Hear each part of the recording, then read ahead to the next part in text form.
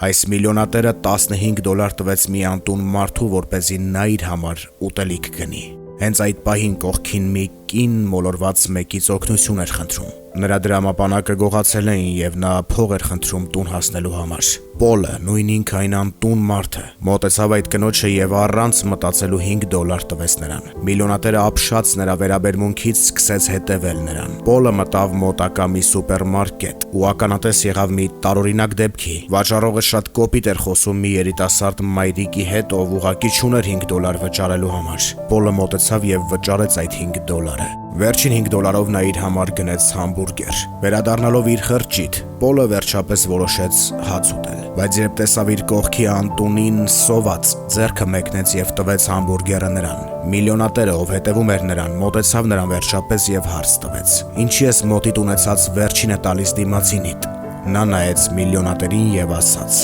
«Ես հավատում եմ, որ բարին վերադառնում է, անգամ եթե ուշ է վերադառնում»։ Այս խոսքերը շատ խորը հետք թողեցին միլիոնատերի վրա։ Վերադառնալով տուն, նա կիսվեց իր մոր հետ այն ամենով, ինչ տեսել։ Նրա մայրը, լսելով որդու պատմությունն, անպայման ուզեց տեսնել Պոլին։ Եվ երբ հանկարծ տեսավ նա Պոլին, ուղղակի սառեց։ Նա չէր կարողանում ոչ մի բառ ասել, քարացել էր, որովհետև նա հիշեց նրան։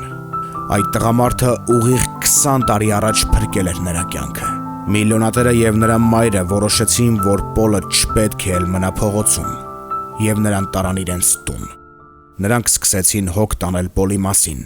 եւ ամեն ինչ արեցին, որպեսզի Պոլը զրոյից սկսի իր կյանքը։ Այն բարի քայլերը, որ արել էր Պոլը, վերադարձավ նրան։